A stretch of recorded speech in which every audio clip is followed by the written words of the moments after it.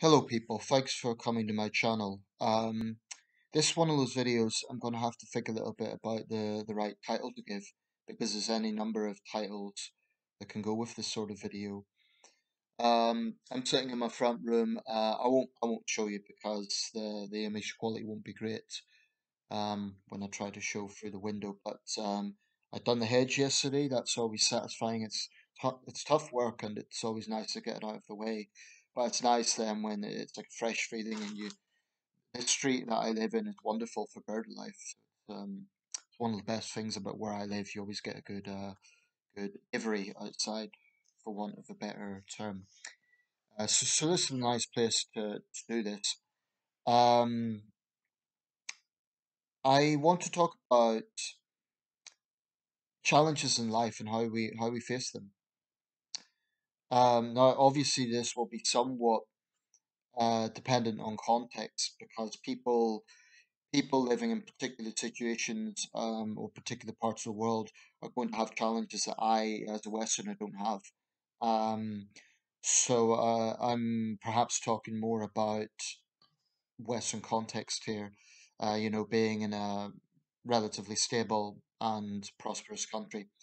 Um, because obviously, if I was living in a war zone, the whole dimension of what's prioritized and what to challenge is different, or even a totalitarian regime. And I'm not living in either of those things, so that's not relevant to me. But what I want to talk about is in the Western context, or I should say in the developed country context. I'll rephrase that. There's even then there could be barriers and there could be disappointments because the world is not a fair place. We need to look at that from the starting point. Uh, you know, what's deemed to be fair and not fair, unfortunately, it just doesn't always go that way. Sometimes there are decisions made that are beyond our control that are not our fault, and we are genuinely powerless to do anything about. So what I want to talk about is how do we address this? How do we get a balance between standing up for ourselves and then go into another area, which is self-pity and a victimhood complex. So I think it's fair to say that people who come across as having a lot of self pity, or they're always saying it's because I'm this, it's because I'm that, and it could be anything, right? I think that's repellent as a personality trait. I think people don't admire that. I think they find it um, off-putting as a character trait because it gives the impression that that person is self-absorbed, that they're not capable of ever admitting that they might be wrong about something. So as a character issue, it is off-putting. On the other hand, you get people who are willing to be a pushover, or rather, willing is perhaps a wrong word. They're in a position where they lack the self-confidence to defend themselves. I think it's extremely important for people to defend themselves, and I would always encourage anyone who genuinely feels that they've been treated unfairly to not let it rest. Um, whether I might disagree with the outcome, I might disagree with the argument, but I think as a basic human approach, I think we should stand up for ourselves when it's possible to do so. Now, there's certain things that went on in my own life recently that I want to talk about. Now is not quite the right time to talk about them because it's an ongoing situation, and I don't really want to make a public video about that that could then damage my. I'm in an appeal process. Let me just put it that way. So it wouldn't be very diplomatic of me to be naming names and trying to, make an issue of it here just yet. Depending on the outcome of that, maybe I will talk more about it because it's something I think people need to know. I'll wait until then, until it's appropriate to do so. But for now, I'm speaking in more generic terms. You know, um, I've had experience of being cheated. I've had experience of, sorry for the language, being fucked over. It's very frustrating that, a total stranger, you sort of And I think most people have been here. A total stranger has caused you a problem through no fault of your own, either because of their incompetence or because of their poor judgment or because they're just being a jerk. You know, it's it's something that is quite hard to accept for any person who has any degree of self confidence. I've always been someone who will stand up for myself, but I'm also aware that I have to do it in a diplomatic way. So if I've had issues with, if I want to complain about something, what's diplomatic? Well, going in there like a bull and just calling the person names and saying, "How dare you do this?" It's probably not going to get results. Approaching it in a more diplomatic way, like, "Could you please reconsider this?" Or, "I think this is a poor decision," or, going to a more diplomatic standpoint is more likely to get results. And sometimes it means biting your tongue because you think this is nonsense. They're clearly in the wrong, but sometimes you have to.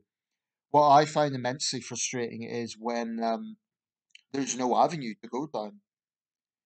I've come across, not just in my own life, but from things I've read in various news reports and so on, that sometimes you get situations where people are treated very unfairly, and the complaint process or the path that they're expected to go down is just riddled with red tape, and they end up going in circles. And one thing I think is absolutely disgraceful is when you have a powerful company or organization, or they don't even have to be super powerful, but they have a degree of power, and they do not make themselves available.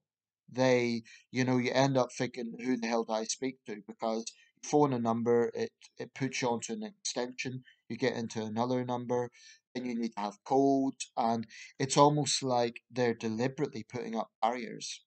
That's immensely frustrating.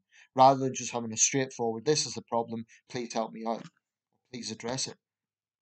So I find that sort of bureaucratic red tape, corporate red tape, is very frustrating. I've experienced it a little bit, but I know, other people have been through far worse, and I've huge sympathy with them.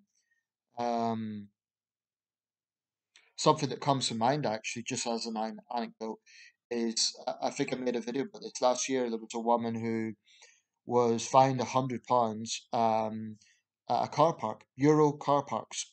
This was somewhere in the Midlands. I can't recall. Actually, it might have been Bedford, so I think it was Reading. I can't be 100% sure. Anyway, um, she went to the aid of a man who was dying of a heart attack. So she was being a decent human being. She was trying to help this guy. Unfortunately, the man passed away, regardless, but she tried to do the human thing and help. And because she was 15 minutes over the time, these bastards basically decided to fine her £100. This was coming up to Christmas. She didn't have a huge disposable income. So, that was, and they dug their heels in, even when she showed them the surveillance tape as sort of a mitigating factor. They were just stubborn. They said, "No, pay the £100."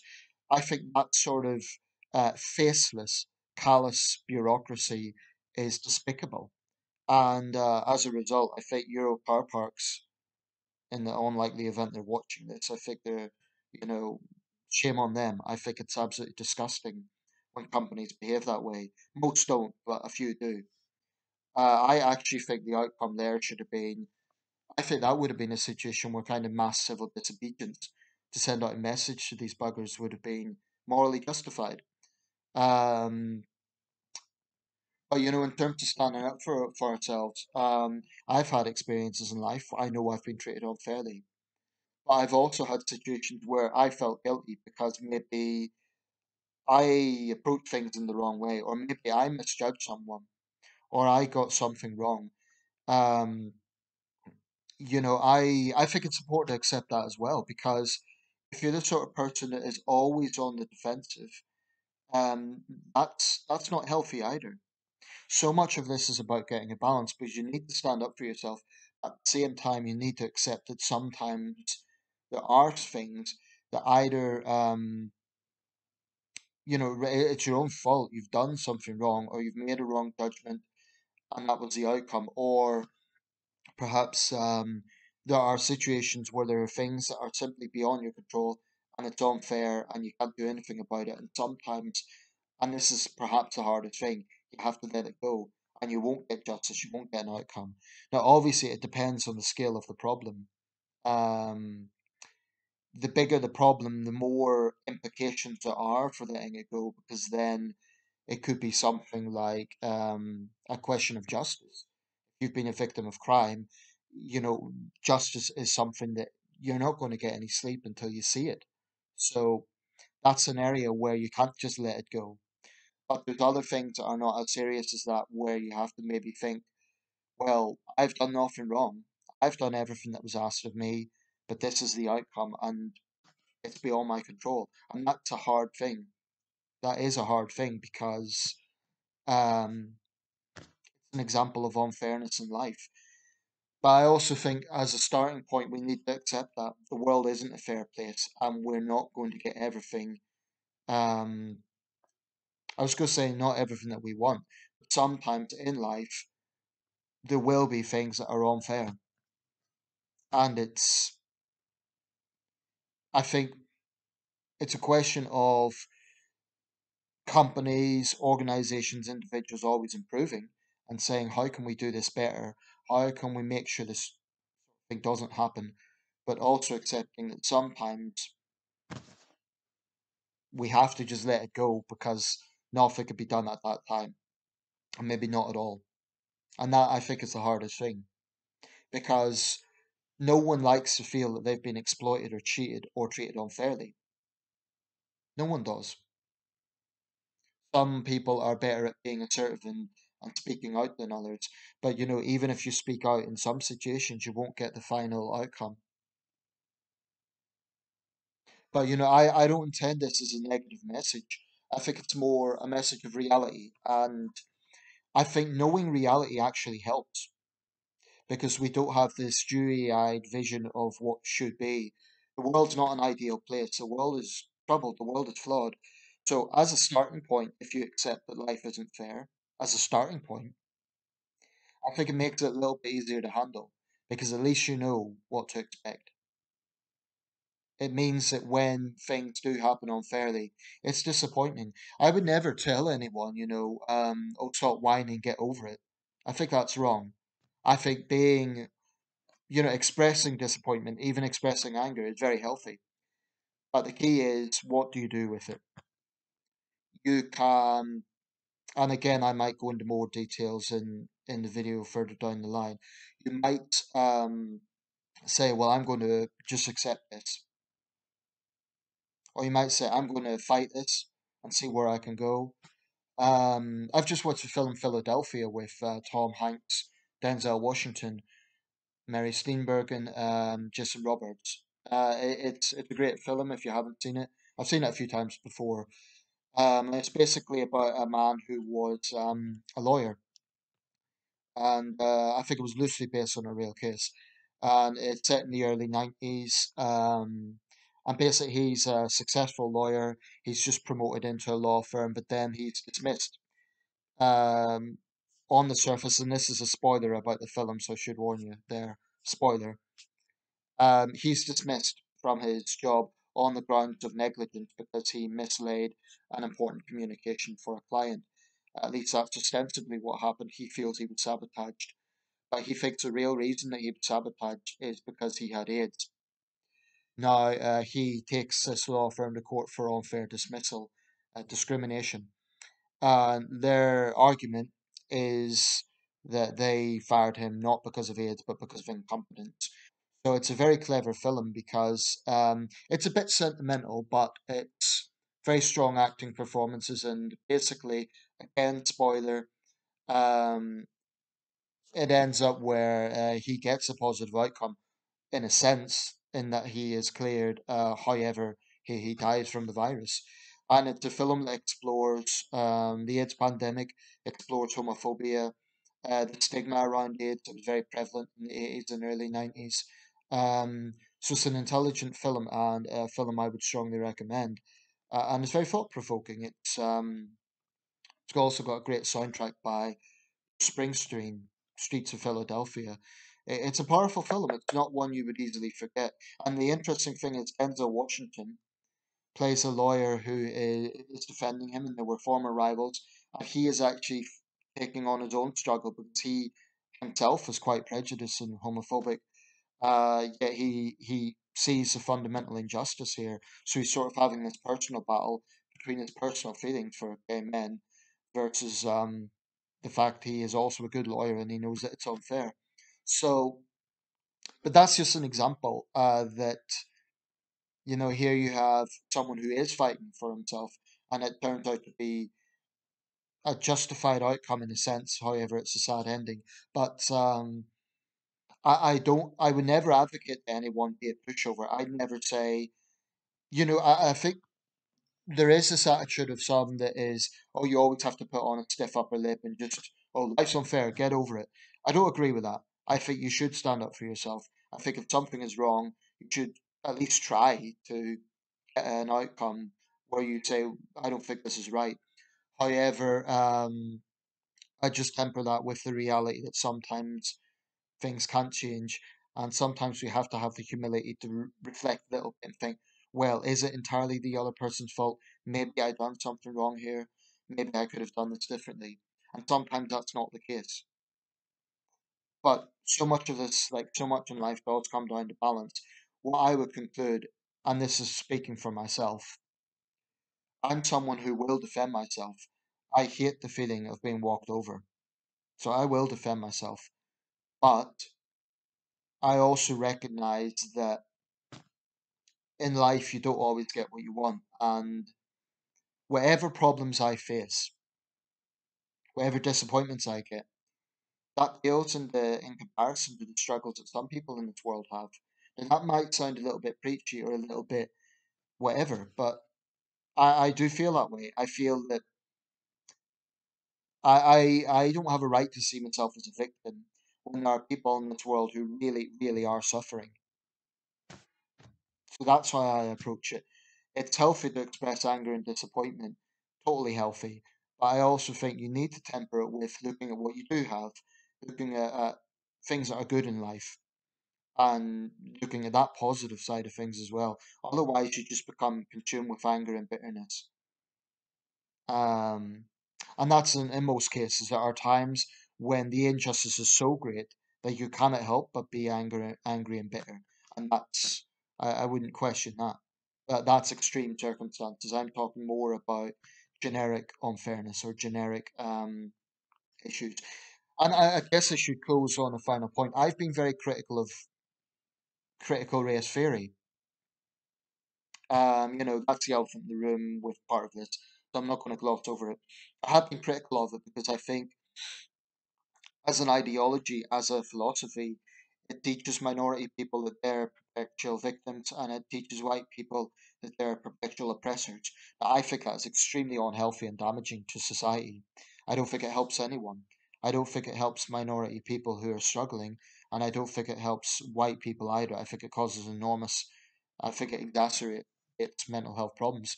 But the caveat to that is I'm not going to say that there are no problems with racism, for example, in America, and to a lesser extent Britain. I'm not going to say that things are perfect. I'm not going to say that there are times, maybe, if I was in the shoes of a black man who was being followed in a store and maybe he was totally innocent, maybe I'd feel resentful.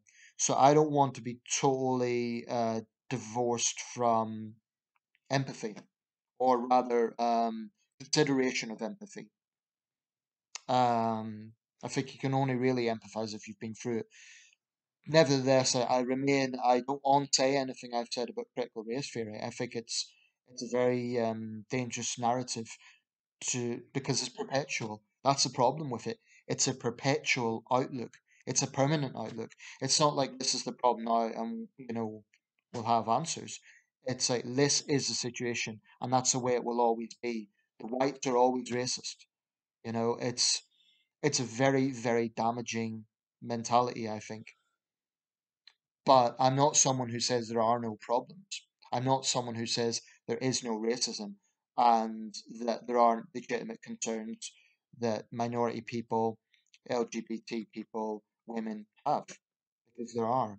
But I would temper that by saying actually straight white men also have challenges perhaps not because of their demographics, but they're individuals and they also have challenges. So I think it is extremely damaging to tribalize people and say white straight men are your enemy. Um, that's wrong, and I don't think it helps anyone.